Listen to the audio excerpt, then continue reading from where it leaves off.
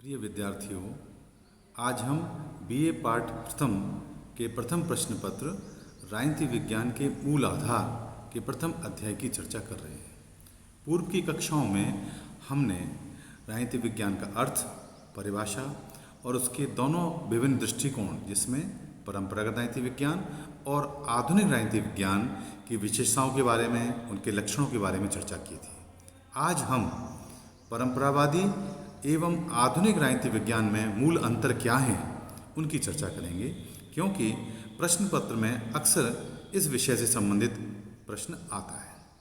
दरअसल परंपरावादी राजनीति विज्ञान कल्पनात्मक है, इस नाते यह मानकात्मक है, आदर्शात्मक है। वहीं आधुनिक राजनीति विज्ञान व्यवहारपरक है, इस नाते यह वैज्ञानिक है। इस सब के बावजूद इन दोनों में कोई स्पष्ट विभाजक रेखा नहीं खींची जा सकती।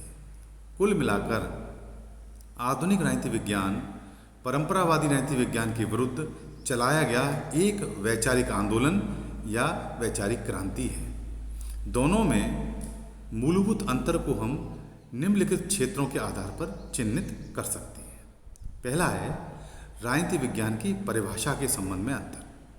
पूर्व के लेक्चर में मैंने आपको परंपरागत राजनीति विज्ञान और आधुनिक राजनीति विज्ञान दोनों की भिन्न भिन्न परिभाषाओं के बारे में बताया था, और उनके आधार पर हम इन दोनों दृष्टिकोणों के बारे में अंतर स्पष्ट कर सकते हैं। तो पहला अंतर है राजनीति विज्ञान की परिभाषा के संबंध में अंतर। जब परिभाषाओं को हम अध्ययन करते हैं दोनों दृष्टिकोणों में, तो मूल बात जो निकल के आती है वही है कि दोनों के मूल लक्षणों में क्या अंतर है। जहाँ परंपरागत राजनीति विज्ञान की परिभाषाओं का अध्ययन क्षेत्र केवल राज्य और सरकार माना गया है, जबकि आधुनिक राजनीति विज्ञान में मानव के या व्यक्ति के राजनीतिक व्यवहार पर फोकस होता है। दूसरा जो महत्वपूर्ण अंतर इन दोनों दृष्टिकोणों में आता है वो है क्षेत्र संबंधी अंतर। क्षेत्र का मतलब इन दोनों ही दृष्टिकोणों में अध्ययन के विषय वस्तु क्या है, उसके आधार पर हम क्या अंतर कर सकते हैं। आप जानते हो परंपरावादी राजनीति विज्ञान में राज्य और सरकार का भूत, वर्तमान और भविष्य का संरचनात्मक, कार्यात्मक, औपचारिक, कानूनी, आदर्शात्मक अध्ययन किया जाता है। आपको बताया था मैंने कि परंपरावादी राजनीति विज्ञानी पॉलिटिकल साइंस के अंदर इस राज्य सरकार का जो अध्ययन करते हैं उसमें यही देखते हैं कि राज्य की उत्पत्ति कैसे हुई, उसका विकास कैसे हुआ, कौन कौन से सिद्धांत हैं राज्य की उत्पत्ति के, राज्य के कार्य क्या हैं, राज्य की संरचना क्या है, सरकार के अंग कितने हैं, कार्यपालिका, विधानमंडल, कार्यपालिका है ना, न्यायपालिका, इनके कार्य क्या हैं। तो इस प्रकार ये परंपरावादी राजनीति विज्ञानी पॉलिटिकल साइंस में राज्य सरकार का जो अध्ययन करते हैं वो भूत, वर्तमान और भविष्य का संरचनात्मक, कार्यात्मक, औपचारिक, कानूनी, आदर्शात्मक अध्ययन किया जाता है। जैसे राष्ट्रपति के चुनाव कैसे होता है, राष्ट्रपति के अधिकार क्या हैं, प्रधानमंत्री के कार्य क्या हैं, तो ये सारी बातें इस क्षेत्र के अंदर आती हैं। वहीं आधुनिक राजनीति विज्ञान में संस्थाओं का ही नहीं, उनकी प्रक्रियाओं के अध्ययन पर फोकस किया जाता है। अर्थात ये जो विभिन्न अंग हैं, संस्थाओं के जो विभिन्न अंग हैं, ये किस प्रकार निर्णय लेते हैं, निर्णय प्रक्रिया क्या है, उस पर अध्ययन पर, उस पर फोकस किया जाता है। तीसरा जो महत्वपूर्ण अंतर दोनों विचारधाराओं में, दृष्टिकोणों में है वह है प्रकृति के संबंध में अंतर। राजनीति विज्ञान की प्रकृति पूरी तरह से दार्शनिक प्रतीत होती है, जबकि आधुनिक राजनीति विज्ञान की प्रकृति वैज्ञानिक है। आपको बताया था कि प्लेटो ने अपनी पुस्तक रिपब्लिक में दार्शनिक राजाओं के सिद्धांतों की चर्चा की।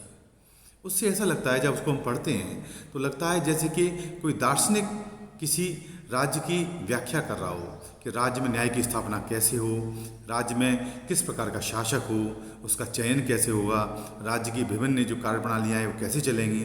तो यथार्थवादी अध्ययन ना होकर वो एक प्रकार का दार्शनिक अध्ययन प्रतीत होता है, जबकि आधुनिक राजनीति विज्ञान की प्रकृति पूरी तरह से वैज्ञानिक है, जो तथ्यों पर आधारित है, तर्कों पर आधारित है, जिसके आधार पर सिद्धांतों का निर्माण होता है, कोई विश्लेषणात्मक अध्ययन होता है।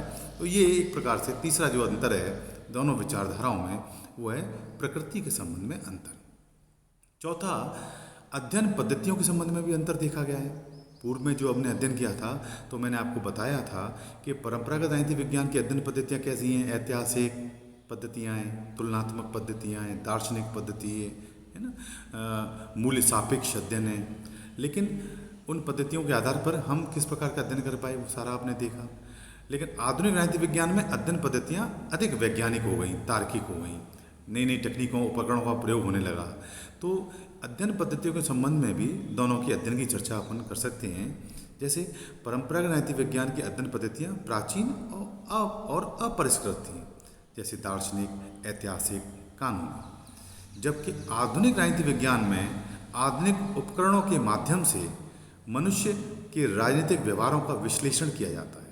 ये विद्वान सांख्यिकीय, आनुभविक, व्यवस्था विश्लेषण व अंतः अनुशासनात्मक अध्ययन पद्धतियों के द्वारा विषय को विज्ञान सम्मत बनाने की ओर प्रयत्नशील है।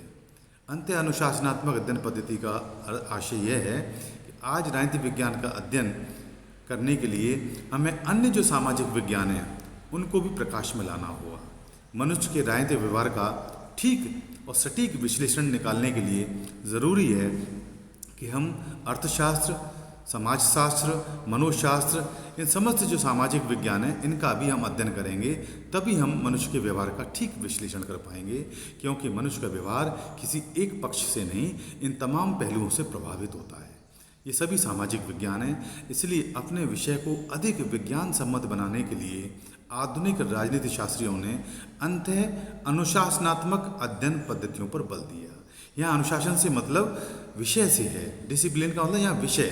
अन्य जो विषय के क्षेत्र हैं समाज विज्ञान के, चाहे अर्थशास्त्र हो, चाहे समाजशास्त्र हो, चाहे मनोशास्त्र हो, इतिहास हो, इन सभी विषयों का समानांतर अध्ययन करना होता है। तभी हम मानव के व्यवहार का ठीक और उचित विश्लेषण करके कोई निष्कर्ष निकाल पाएंगे जो अधिक विज्ञान सम्मत होता है। तो विषय को अधिक वैज्ञानिक और सटीक बनाने के लिए आधुनिक राजनीतिक शास्त्रियों ने अंत अनुशासनात्मक अध्ययन पद्धतियों पर अधिक बल दिया है। वहीं पांचवा अंतर है वह मूल्यों के संबंध में अंतर। परंपरावादी राजनीति विज्ञान आदर्श, नैतिकता व मूल्यों में आस्था रखती है। इसलिए कहा गया है कि परंपरावादी राजनीति विज्ञानी सब्जेक्टिव अध्ययन करते थे, ऑब्जेक्टिव नहीं, है ना। वहीं आधुनिक व्यवहारवादी विचारक मूल्य निरपेक्षता की बात करते हैं। वो ये मानते हैं यदि शोधकर्ता अपने स्वयं के मूल्यों को, अपने स्वयं की धारणाओं को यदि अपने अध्ययन में आधारित कर देगा तो वो अध्ययन विशुद्ध नहीं हो पाएगा, वो अध्ययन वैज्ञानिक नहीं होगा, वो हमारी मान्यताओं, हमारी धारणाओं पर आधारित होगा। तो वैज्ञानिक बनाने के लिए, निष्पक्ष अध्ययन बनाने के लिए हमें ज़रूरी है कि हमारा अध्ययन मूल्य निरपेक्ष हो।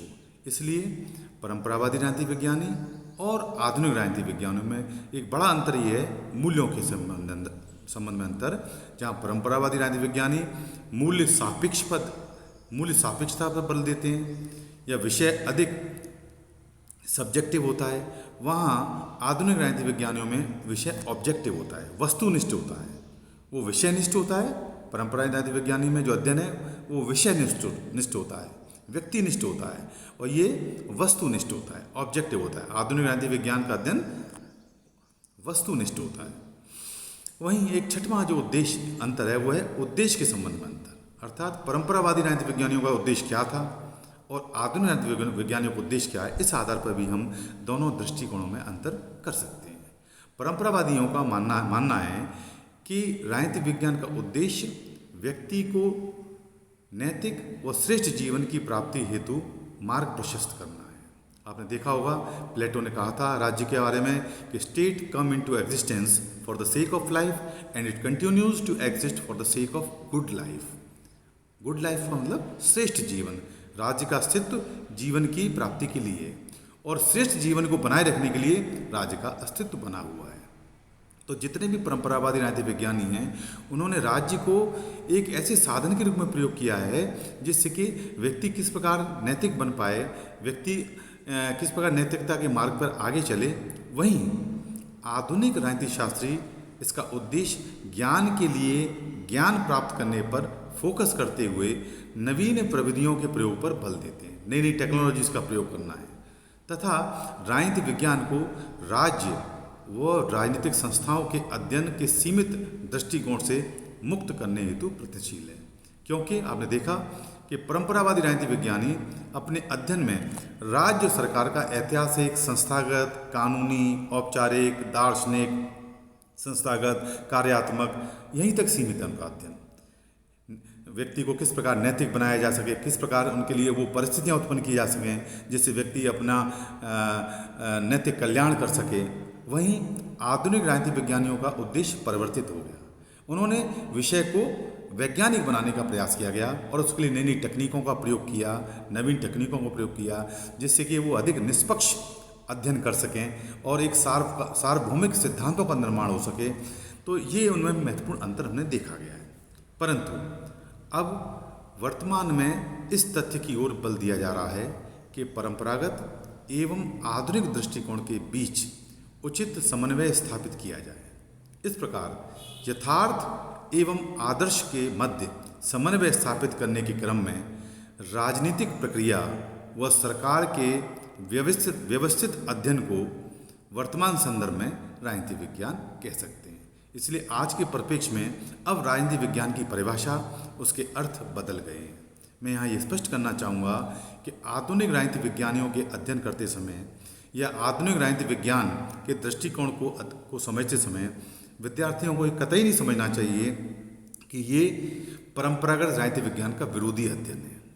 हाँ, अध्ययन के दृष्टिकोण में, उनके उद्देश्य में, उनकी विभिन्न प्रकार की अध्ययन पद्धतियों में इनमें परिवर्तन आया है, लेकिन इसका आशय ये है कि हम परंपरागत राजनीति विज्ञान का उस सिस्टम का तो अध्ययन करेंगे ही, लेकिन उसके साथ साथ अपने विषय को अधिक वैज्ञानिक बनाए रखने के लिए, अधिक समाजोपयोगी बनाए रखने के लिए, अधिक प्रासंगिक बनाए रखने के लिए ज़रूरी है कि उस अध्ययन को हम निष्पक्ष बनाएं, उसमें नवीन तकनीकों का प्रयोग करें, जिससे कि वो समाज में नित्य उत्पन्न होने वाली चुनौतियों को पहचान सके, उनको चिन्हित कर सके और उनका उचित समाधान निकाल सके, जिससे कि हमारे विषय का जो महत्व बना रहे और उसकी उपयोगिता बनी रहे। आशा है आपको ये विषय स्पष्ट हुआ होगा। और इस विषय में मैं आपको पूर्व में ही बताया था कि परीक्षा में महत्वपूर्ण प्रश्न आते हैं, चाहे वो परंपरागत राजनीति विज्ञान के लक्षणों के बारे में आए, चाहे वो आधुनिक राजनीति विज्ञान के लक्षणों के बारे में आए, चाहे वो दोनों दृष्टिकोण परंपरागत और आधुनिक दृष्टिकोण में अंतर के बारे में आए। तो इस विषय को ठीक ढंग से समझना चाहिए, जिससे कि आपकी परीक्षा में अच्छे अंक आए।